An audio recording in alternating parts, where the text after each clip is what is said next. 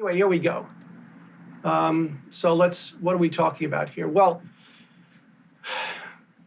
the subject is really writing device drivers. A device driver is really any software component that controls an external device. Now, I'm going to use the word external here, even though in reality, a lot of, in quotes, external devices are on the same chip. They're in the same silicon package as the CPU. But from the perspective of the programmer, it looks like these things are external devices.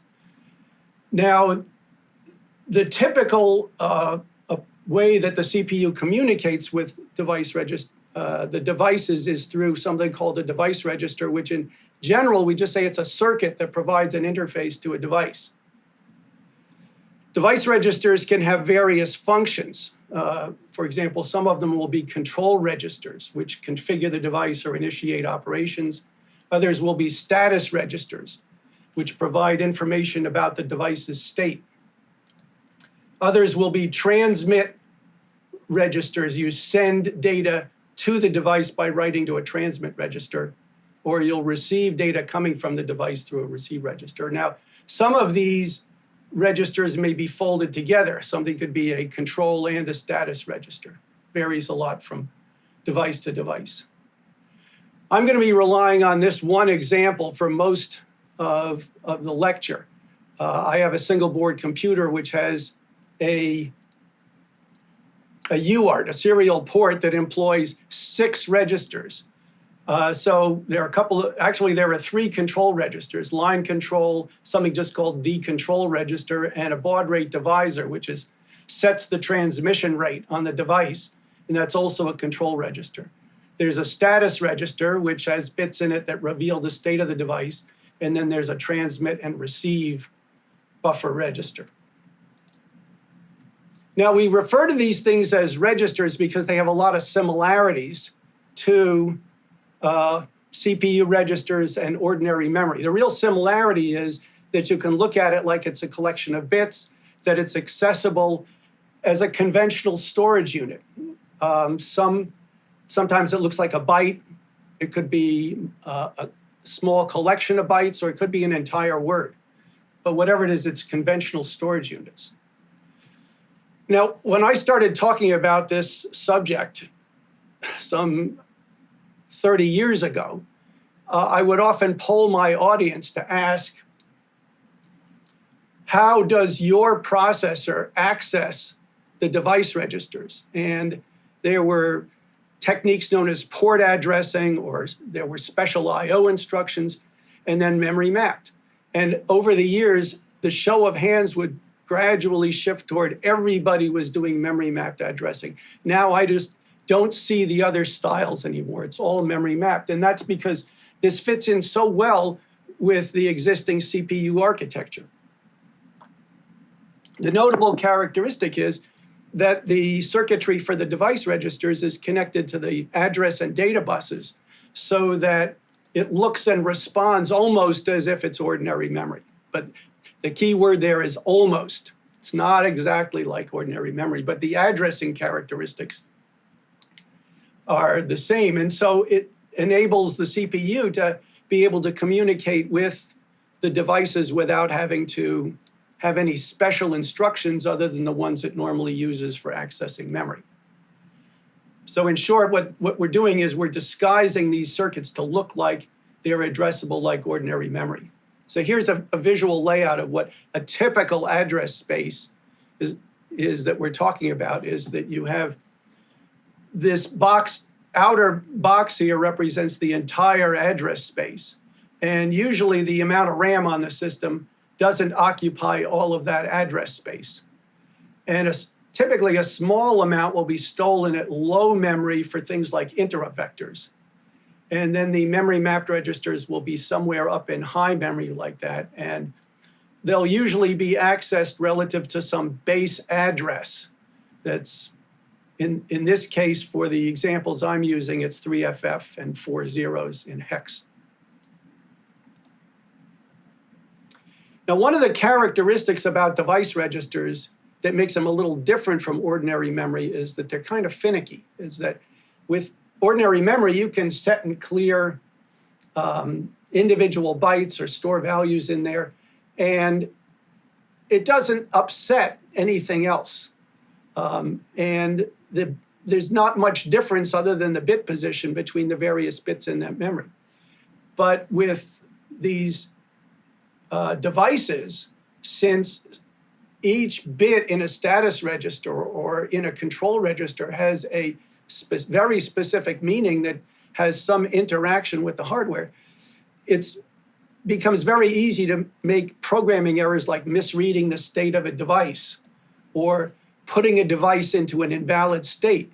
You meant to enable interrupts, and instead you set it into a transition on a rising edge trigger state just because you got the masking wrong. And with control registers, you might inadvertently trigger an operation by setting the bits in an invalid way. The problem is that these errors are very spurious, very hard to debug, hard to reproduce these errors sometimes. So what we want to do is adopt programming techniques which cuts down on that errors dramatically. Now, the common practice that in embedded programming that we inherited from C is to just use primitive types like integers or characters to model these registers. And it's very simple upfront work, but it leaves too many opportunities for programming errors. So in C++, you know, the tool of first use to make things better is the class.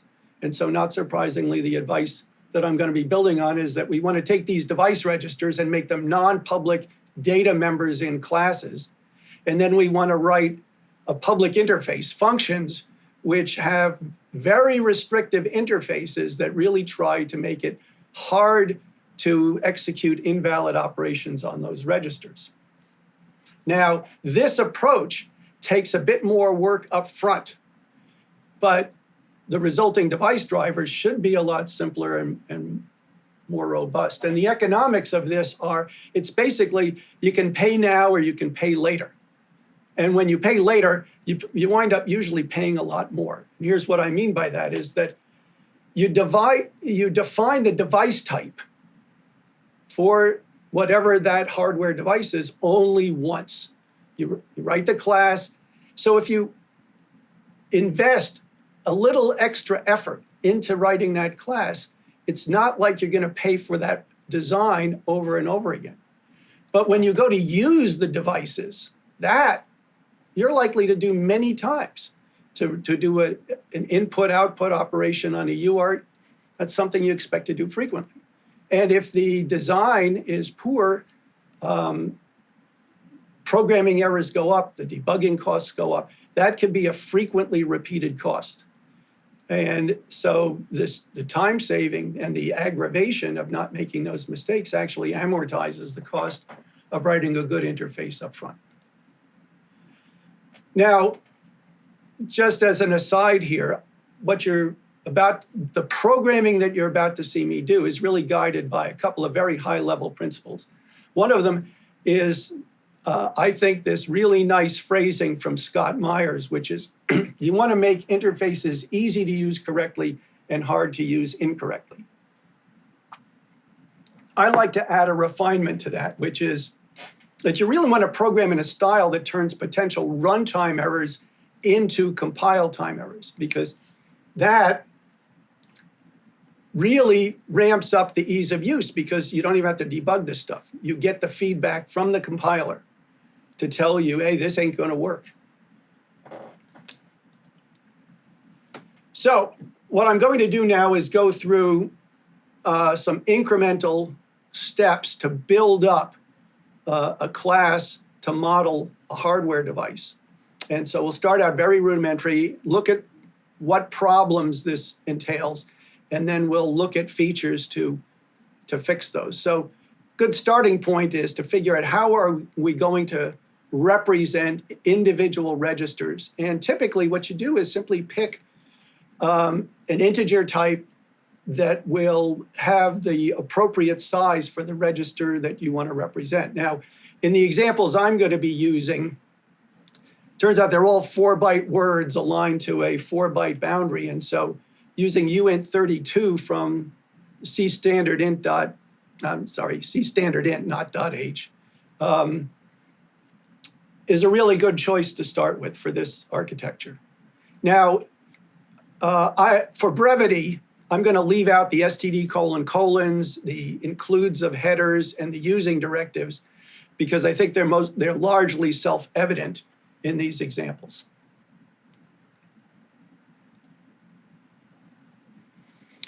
Now, rather than just use the raw data type, uint32, I think using a type alias to show this is a type for a device register is a better style.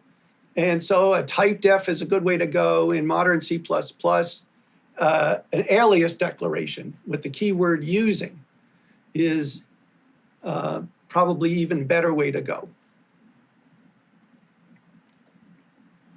Now, here is a significant issue with respect to memory mapped objects, is that normally when you declare, we want these things to look and feel as much as possible like ordinary objects in memory, but they're not. With ordinary objects in memory, the compiler takes the declarations and the definitions that you write and figures out where those objects are going to be. Now, the compiler doesn't do this entirely by itself. Sometimes it gets help from the linker. Sometimes it gets help from the runtime system. But it's all done automatically by these entities on your behalf. For example, when you declare local variables, they have automatic storage duration. I and j here are going to be on the stack. Now, exactly where are they in memory? Well, at compile time, the compiler will figure out, I want I and j to be at a certain offset from the frame pointer.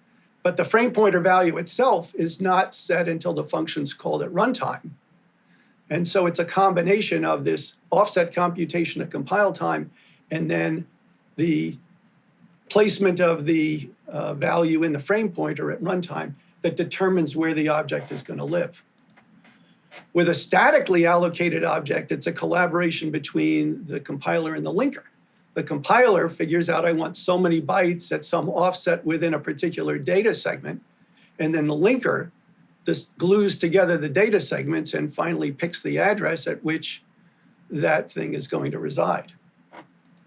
Now, with memory mapped registers, though, the compiler doesn't get to choose where the object resides because the hardware has determined that. Usually, you find out where the memory mapped objects are by looking at a data sheet that comes with the hardware, and it says it's at this absolute address in memory. And C++ has no standard way to say, create me an object at this specific address. It's not built in standard C++, so you have to conjure this up yourself. Well, one of the alternatives is that it's some compilers for embedded platforms have an extended syntax that lets you say, I want to define this object at this absolute address. Here are two sample notations. The underscore AT, or the single character at, it will be appended to the end of the definition and say, I want the object to be at this location. I refer to this as at placement. This particular style is at placement. Remember, it's non-standard though. So if your compiler does support it and you're prepared to wed yourself to that particular development platform, I can see good reasons to use this, but there are enough platforms that don't support it or that it varies enough from one to the other. You can say, this is just not something that I want to use. So what do you do instead? Oh, by the way, with at placement, it really does make the device register look like an object. Like in this case, the UTX buff just looks like an object of the device register type, which, as we know, is an alias for some integer type. And you can just now do assignments, reads and writes, and test the value as if it were an object in memory. This particular operation writes a character to the transmit buffer register for a UART, and that has the effect of serializing the character value and sending it out to the serial port.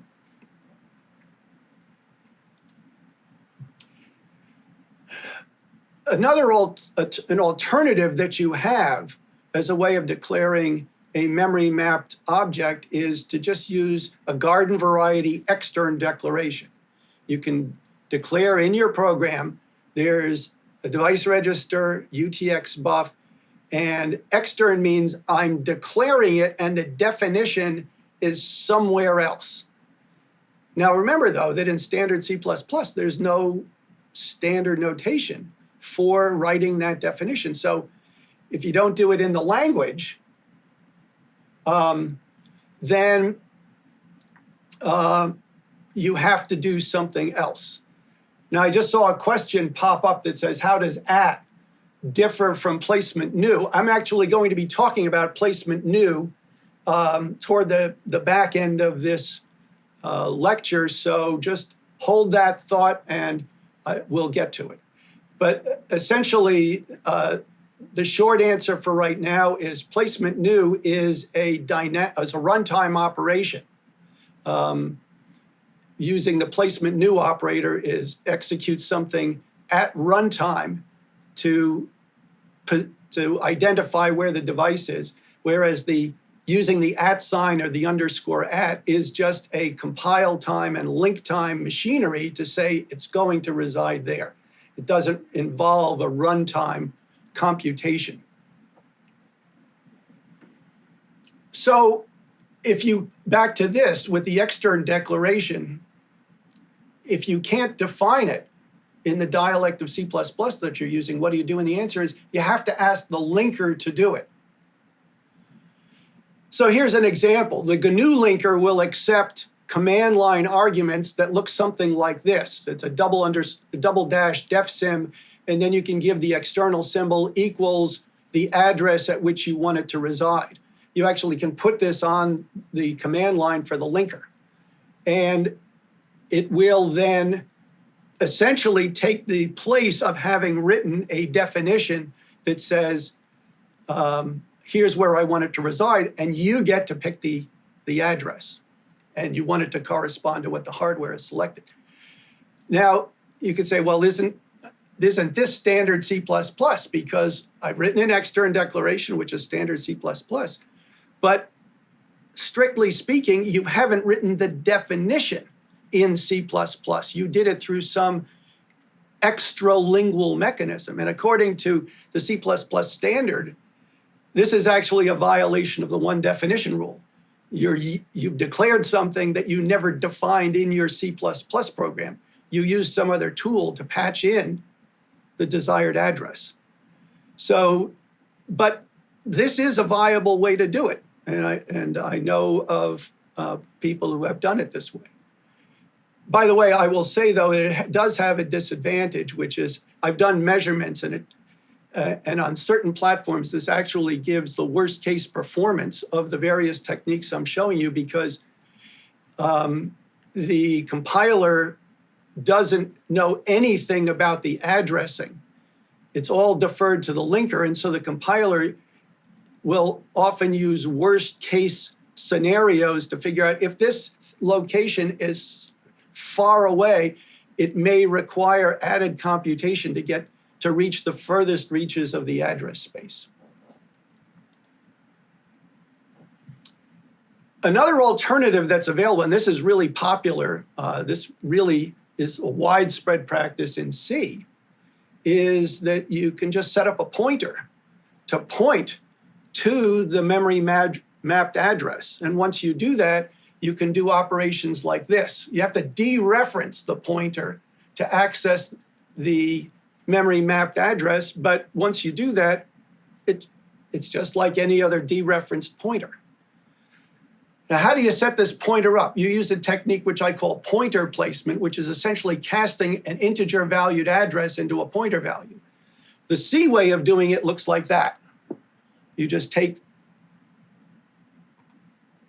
the known bus address, cast it to a pointer to a device register, and associate a macro symbol with it. Now, but everybody knows this is C++, so we try to avoid object-like macros. We favor const objects, and we prefer using new style casts to old style casts. So here's what it looks like in C++. You would use a reinterpret cast to take the integer value and reinterpret it as a pointer to a device register. We don't want the value of this pointer to change once it's been initialized, so we declare it as a constant pointer. And this is a way to do pointer placement in C++.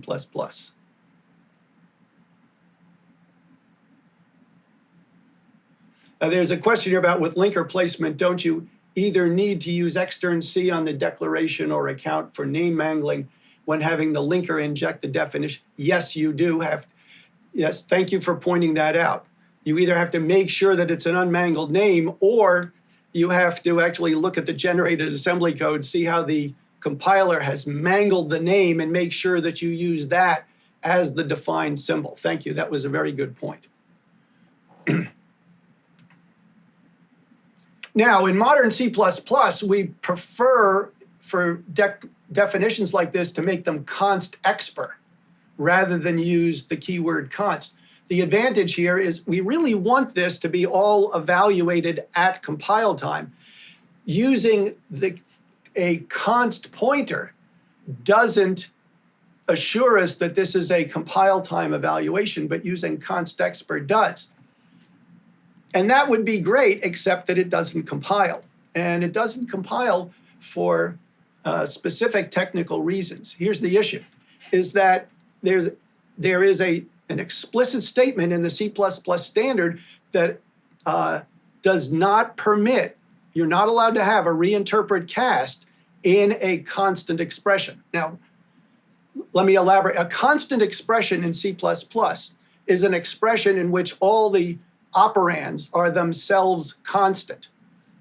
And so these are things that are suitable for doing things like dimensioning arrays or using in case labels or passing as a non-type argument to a template.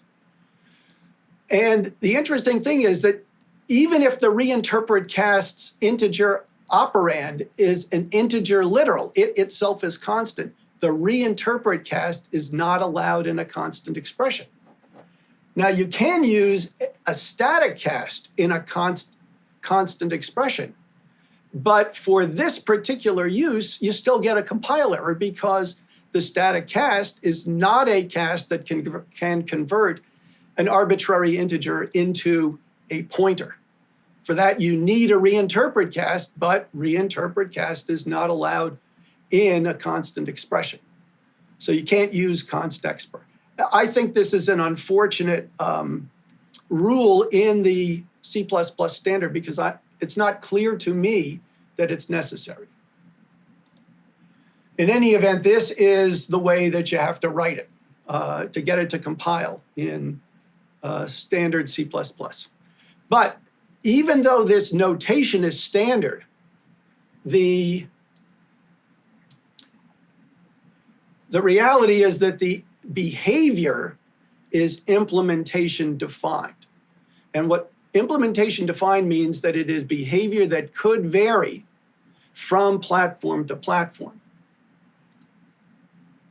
Now, the practical reality is that on many platforms, converting an integer into a built-in pointer type doesn't do any transformation on the bits. It simply says whatever the bit pattern was for the integer, if a pointer is the same size as an integer, you just pick up those bits, you put it into the pointer. No runtime cost to it. It's really all done at compile time. But there's no guarantee that it'll be that way because over the years, there have been platforms, and probably will be in the future, where there might be a transformation on the bits. There might be truncation or sign extension if pointers and integers are not the same size, for example. So just be alert that although this works in an awful lot of places, it does have implementation-defined behavior. Your mileage may vary on certain less common platforms. So the key thing is that implementation-defined behavior is potentially non-portable. Here's yet another alternative, which is, I kind of like this one. It's using a reference instead of a pointer.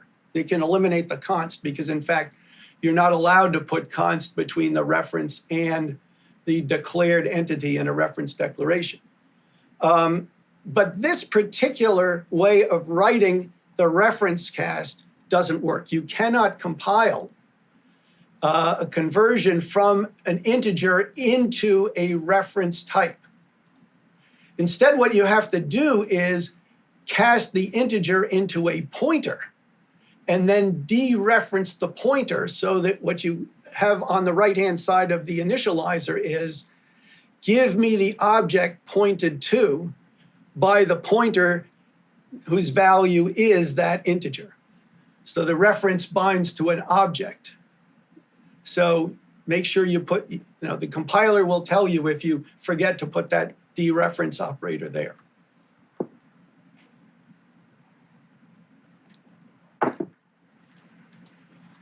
So this is known as reference placement, and it has the nice property that, once again, it lets you treat the buffer register, in this case, as the object itself. It's not a pointed to object, it's the object.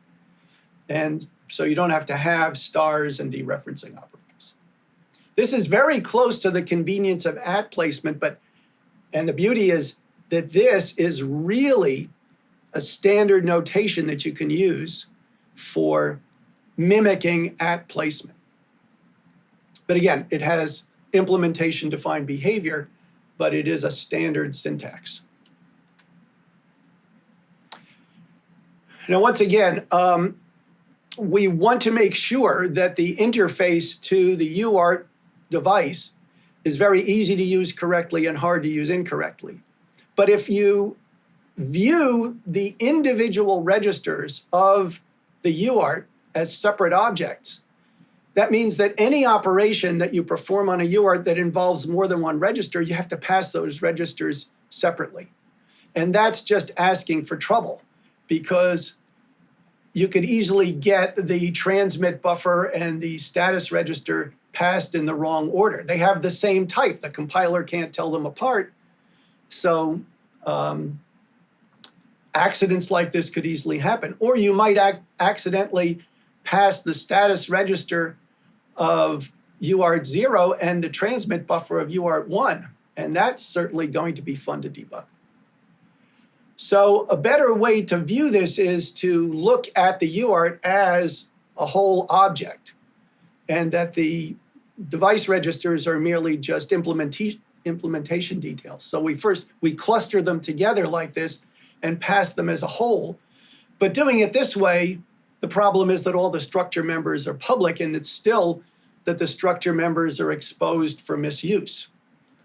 So classes to the rescue. What we want to do is declare the device registers as non-public class data members, and then declare public functions with restrictive interfaces that prevent invalid operations on those registers. So here's a first cut at a UART class. We simply take the device registers and we make them private members of a UART class, and then we implement a small vocabulary of appropriate functions for basic operations on a UART. Once again, device registers aren't ordinary memory. So you have to remember that the reads and writes to these registers might have important side effects. For example, when you write to a control register, that's commonly how you initiate an operation. Or when you read from a receive buffer register, that may clear status bits to indicate, okay, the device is ready for more data to be sent. And the compiler optimizations might look at what's going on and say, oh, there's an operation, a read or a write on a register that I can optimize away. And the problem is that would optimize away the side effects and cause the device driver to fail. So this is why you have to make sure that things that should be declared volatile are declared volatile, so you can inhibit those optimizations which could cause the device driver to fail.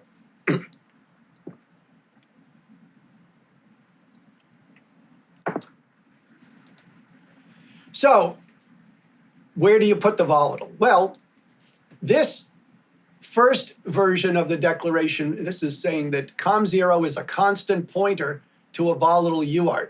That means that the pointer always points to the same spot, and the thing that it's pointing to shall have all of its accesses taken literally. There will be no accesses optimized away. Here's a similar declaration using a reference instead of the constant pointer.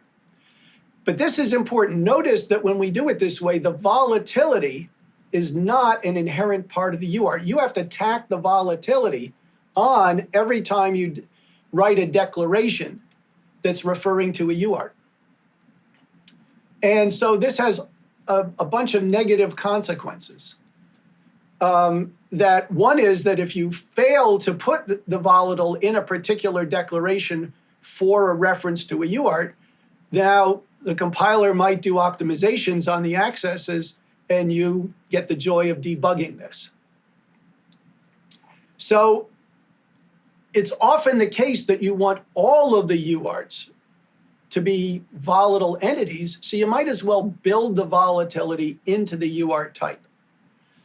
One way to do it is to just put the volatile on all the device register declarations, but if there are lots of registers, this can get tedious. I mean, you could just do, it's a repeated editing operation, but this is something that you would wind up doing in many places, in many different devices. Maybe there's a better way. Well, you could say, how about if we just make the entire UART class volatile? Except if you try to do it this way, this will give you a compile error, because when you put volatile on a class definition like this, what it really wants to do is apply volatility to a declarator that appears between the open curly and the semicolon. See, this is a holdover from the old way that C treated structures and objects of a structure type. And so the UART class doesn't wind up being volatile, only the object U that's here winds up being volatile. Now, here's a way you could package the volatility into the UART type, is write a class for a non-volatile UART, and then write a type def which bundles the class type and volatile into a type alias. And again, you can use either a type def or a using type alias like this. Either one of those will work. But turns out this is problematic too, because now when you declare a reference to a volatile UART and the volatility, that volatile right there is a typo. That shouldn't be there, because as I just did here, the volatility is in the UART type. So that should be removed. The redundant volatile there, I think, is harmless. The compiler will accept it anyway, but it shouldn't be there. The point is that now the volatility is built into the UART type, but it's not built into the class NV UART. So what happens is when you try to call member functions applied to a reference to a UART, you're going to get complaints from the compiler that it's losing qualifiers, because you can't apply a member function to a volatile object unless that member function is a volatile member function. In other words, you have to do things like this. And that is tedious. It's really cumbersome to have to do that in lots of places. So what I recommend instead is to actually push the volatility down into the device register type itself. In other words, it's the device registers that are the volatile entities. Why don't we define that type alias to include the volatile attribute? Again, you can do it either of these two ways, with a type def or a using.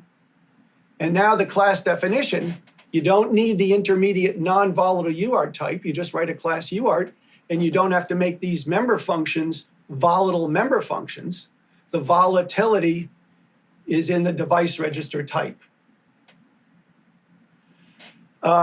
The question just came up to clarify, is volatile only to prevent the compiler optimization? And in this case, yes, that's the intent here, is that because accesses, reads or writes to device registers often have side effects, almost always have side effects with respect to the interaction with the device. You want to make sure that the compiler doesn't get too clever on you and say, oh, you don't really need that. You're doing 2 writes to the same register. Let's just optimize away the first write. You don't want the compiler being that clever. Every time you write to a register, you want that write to happen because it could have side effects that are meaningful from the device driver's perspective. Now, in this case, the UART type is not a volatile type, but because every data member is volatile, you get the desired behaviors. And so this is typically what I do. I think this is the right dose of volatility.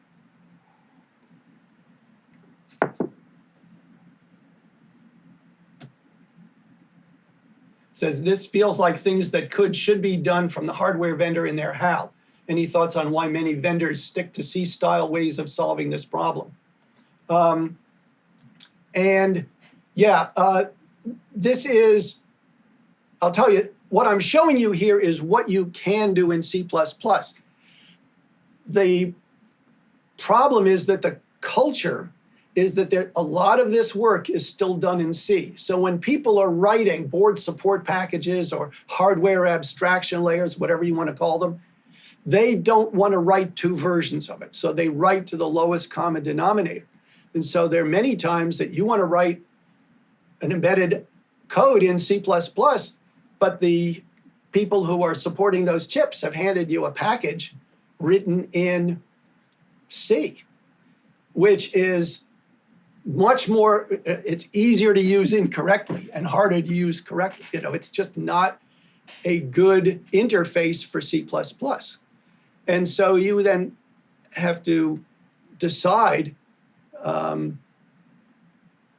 what's the most cost-effective thing to do. Should I wrap the vendor's C code into C++? Should I write a new one from scratch? You know, this is a tough, pragmatic economic decision, but it does help to know when you're making those decisions what you can do given a well-written package in C++, and that's what I'm trying to show you here. Okay, so again, when you build the volatility into the type, you don't need to put the volatile when you write either the pointer or reference placement declarations. And that's a good thing. Okay, now one of the other issues that you have to worry about is that the classes that you write, the data registers have to overlay the hardware exactly. And how do you assure that that layout will happen? Well, there is some guidance from the standard. There's a concept called a standard layout type, which has some minimal layout guarantees.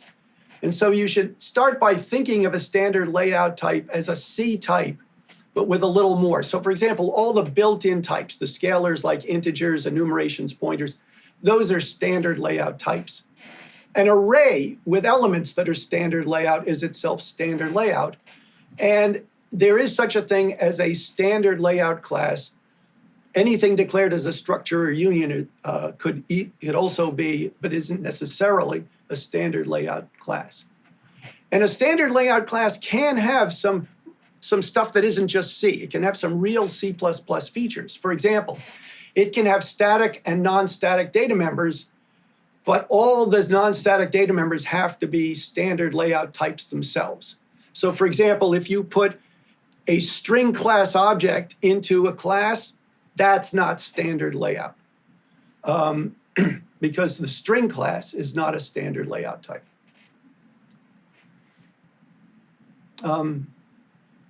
Actually, maybe the standard string is, now that I think of it.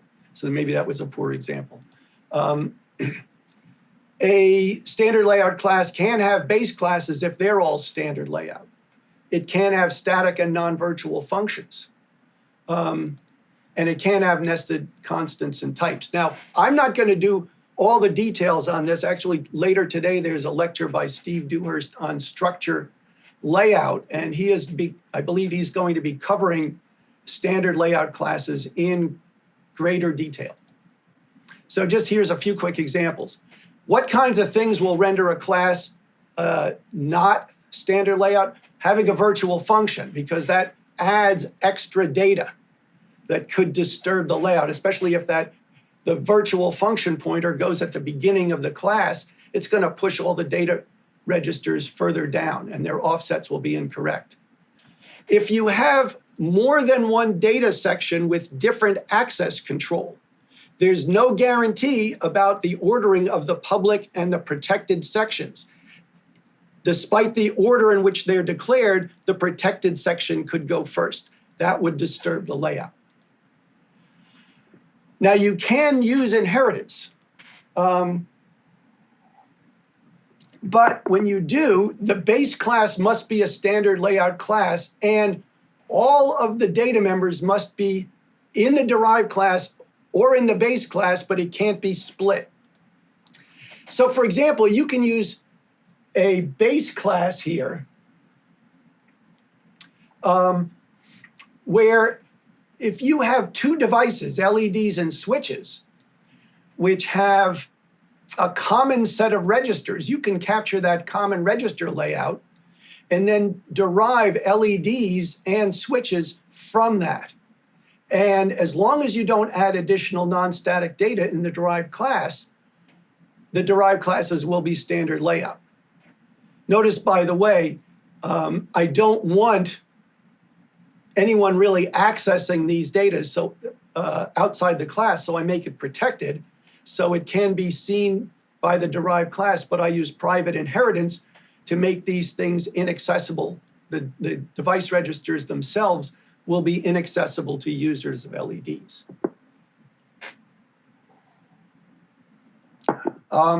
There's a question here about, there's been talk about deprecating volatile in C++. Yes, I know, but it hasn't happened yet. So for the time being, this is the best we can do. And I'm going to just wait and see what they do instead. But for the moment, volatile is still functioning, and it's the way I think you're supposed to do this.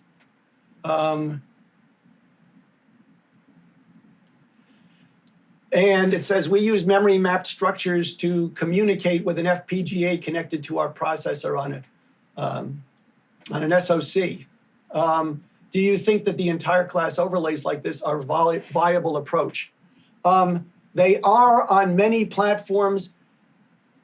I have learned long ago to say, yeah, it'll work everywhere, because in this world, chip designers do things which catch us software folks by surprise. So I just say, these are techniques that will work in lots of places, again, your mileage may vary. So here is a derived class that by distributing data in the base and derived class, you lose the property of standard layout in the derived class. The problem again is there's no guarantee whether the base class part or the derived class part goes in any particular order in the derived class, so you lose the layout guarantees. In any event, you don't have to guess about this. It's not like you have to learn a set of rules. You can write compile time checks to check this stuff. And there's a type trait called isStandardLayout. And so the way you write a check is you can do a static assert. You can say, is the timer a standard layout type? And the notation is to use isStandardLayout, angle brackets, the type you want to test, : value. And if timer is standard layout, this will be true. And the static assertion will pass without objecting. If it's not, then you can craft an error message that at compile time will tell you it's not standard layout. An alternative notation is to use these helper traits. It's just a slightly more compact way of writing it. The helper is standard layout V, like that. But these two alternative ways can be used to check at compile time. So you don't need to know all the rules about standard layout until you trip on one of these violations, and then you can go investigate, okay, why isn't it standard layout? Now, for the standard layout classes, C++ doesn't have much in the way of guarantees.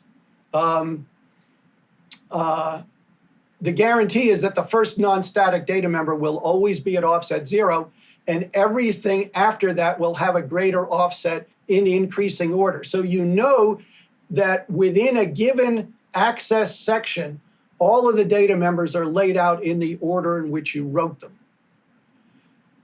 But is that a sufficient guarantee? You know, what about the offsets for the other data members? And the problem is there could be padding. Compilers are allowed to insert padding after any data member in order to get the subsequent data members to align to required boundaries. And in some occasions, the added padding could upset the layout of the registers. So how do you turn the padding off? Well, there isn't a standard way to do that. Some compilers rely on pragmas, where you say, I want to pack this structure, which means remove the padding, because I will manually insert padding if I need to. The other way to do this, some compilers will have a non-standard attribute to say, I want this class to have the attribute of being packed. And there's no turn this off. It's just an attribute of the type, so it turns on inside the class and turns off when you get to the end of the class definition. There's a question here about should you use stood launder, and I will confess I haven't looked into that one. Yeah, that's a good question, and I will look at that offline, but I don't have an answer for you at the moment. So again, what we want to do, we prefer to check this stuff at compile time. So one way to do it is to use static assertions to validate the offsets of individual members within the UART. Now, this is kind of tedious to do it member by member like this, but it still beats the alternative of debugging it at runtime. By the way, the offset of macro is a standard macro in C stood def. It's acquired from C. If you apply it to a type that's not standard layout, the behavior is undefined. It might not be necessary to check the offsets of every single member. For example, you may be able to get away with just saying, since there are 6 data device registers in the UART, why don't I just check that the size of the UART is 6 times the size of a device register? If that isn't true, it's because there's padding that got inserted.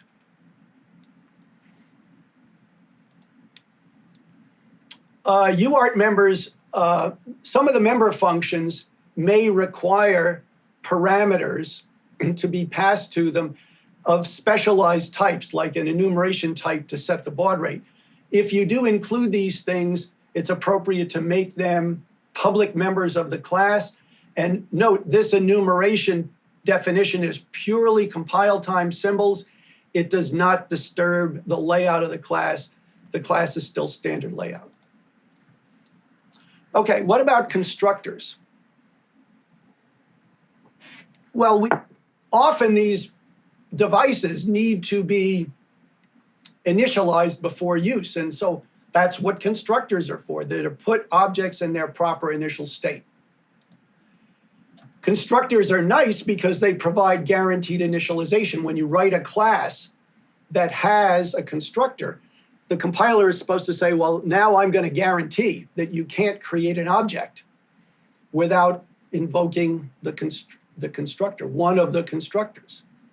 The problem is the guarantee is not an absolute, and all of the memory mapped placement techniques that we've discussed so far invalidate the guarantee, because They provide non-defining declarations. They're not definitions, and they don't invoke constructors. Let's look specifically at the reference placement one to see why this is so. Remember, again, a memory mapped object isn't a normal object. You don't define the UART object. Instead, what you do is you set up a reference using a reinterpret cast to say the existing UART is over there.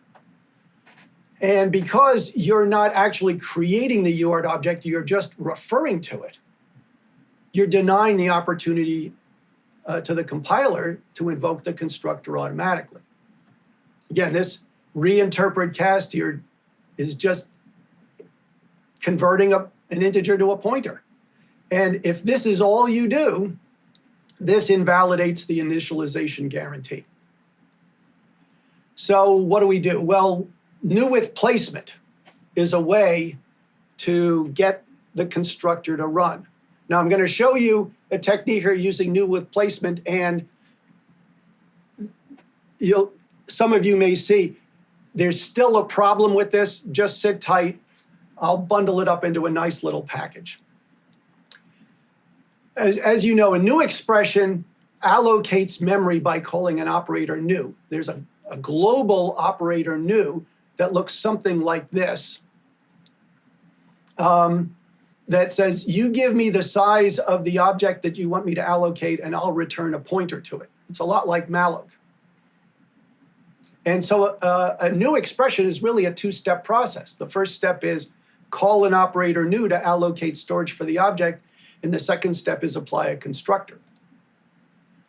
Both operator new and constructors can be overloaded, so the compiler uses name lookup and overload resolution to pick the appropriate operator new and the appropriate constructor for a given new expression. Here it is in a little more detail. When you write p equals new t with an argument to the constructor, which could also be in curly braces in modern C++, the compiler translates it into these two steps. First one is allocate to storage. The second one is apply the constructor. Now, this is my made-up notation for apply the constructor. It's not real C++, but it's a placeholder here. Now, the new expression may omit the initializer, in which case all that happens is this uses default construction here. There's a special form of operator new known as placement new. The definition for the function looks like this. It says you give me a pointer as a second argument to the operator new, and all I'm going to do is return that pointer, which looks at first like a very useless thing to do. But it does have a very nice property, which is that when you invoke a new expression this way, you pass the argument to the operator new as the placement argument of the new expression. And it translates into two steps. The first step is invoke the operator new, which takes that argument, and the second one is invoke the constructor. But the operator new is doing nothing but passing this region on as the return value to P, which means effectively it's applying the constructor to the region. In fact, placement new is often an inline function, which allows the compiler to optimize this into this. Again, that's just, it says take the region and store it in P and apply a constructor to it. This is the way you can apply a constructor to an existing object. Now, so you can use placement new after using pointer or reference placement to invoke a constructor on the device. Both of these will work. But and in fact, if you want, you can fold it all into one operation, but then you wind up putting this awful cast inside the placement argument of the placement new expression. It's not clear that's an improvement. And you can use it with references as a two-step or a one-step operation.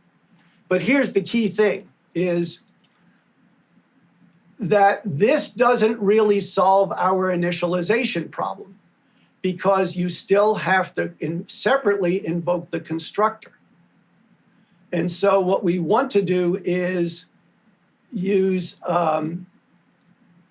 something else. See, that doing it this way doesn't have an initialization guarantee. It lets you invoke the constructor. It still places the responsibility for calling the constructor on the user. And this is where I think a better solution exists, and that is to use a class-specific new. You can write the operator new as a member of class T, so that when you write something like this, instead of using the global operator new, it'll look in the class for a specific operator new. And the implementation is really simple. It looks like this. You simply write an operator new that does the reinterpret cast and returns the converted pointer as the location that was allocated. And again, this is an inline function because it's defined within its class. Even though it's not a const expert function, the compiler is very good at optimizing this kind of stuff. Now you can create a UART object using something like this. This places the UART and constructs it in one step before associating the symbolic reference to it. It has the effect of placing a default constructed UART at its memory mapped location. And the new expression can have arguments as well. If you have a constructor that takes arguments, you can just put the constructor arguments there. I'm going to run over by just a couple of minutes, but not much. So I'm almost at the end. Now here's a notation which I kind of like. It looks a little odd, but I still like it. Instead of using pointers I'm using a reference, something which with ordinary new expressions, you wouldn't do this. But what I want to do is I want to make the memory map device look like an object, not like a pointed to object, but just look like an object. So I want to use reference placement with initialization. And I get that by doing it this way. The nice thing, again, about doing it with a reference is instead of having to write arrow operators to invoke member functions, you can just say com0.put. Com0 looks like an object, not like a pointer. Now, what do you do, though, if you have more than one UART? This version of operator new assumes that there's only one UART and it's always at that fixed location. Well, what you can do is you can write a version of placement new that accepts an integer selecting the UART that you want. And so what it does is it assumes that this thing is an integer which can be used essentially for an indexing operation to compute an address at which the UART resides. So if the UARTs reside at 3FFD, 3FFE, 3FFF, like that, then it works. So you can now use the placement operand to place things like this, and you can choose the different UARTs. The problem is it's not constrained to only the acceptable integers. If you pass in too large a value, it shouldn't compile, but it will. And you can't prevent this with a static assertion. So what do? Well, use a constrained type for the placement operand. Use an enumeration like this. Now the enumerations convert to integers. So you can still do math on it. See, you wouldn't want to use an enum class for this, but you would want to use an enumeration for this because you do want to have it convert quietly to an int and do arithmetic. And this will constrain the choices to only the acceptable values. So now you can write a placement that looks like that. And if you do something like this, now it just doesn't compile. And that's a good thing. Now, of course, we would really like this thing to be done at compile time. We want to make this a const per function, but you can't. And the reason that you can't is that reinterpret cast can't be used in a constant expression, and therefore it can't be used in the body of a const per function. So again, it would be really nice to declare this operator new as a const per function, but C++ as it is now just doesn't allow it. Okay, so here's the recap. We had two guiding principles, which was make interfaces easy to use correctly and hard to use incorrectly. And I really like to refine that into, you want to program in a style that turns potential runtime errors into compile time errors. So the way you carry this through is you declare memory mapped device registers as non-public class data members, and you declare highly restrictive interfaces to make sure that you shut out most, if not all, invalid operations on those registers. You should build the volatility into the device classes, if at all possible, at the register level is really the most convenient way to do it.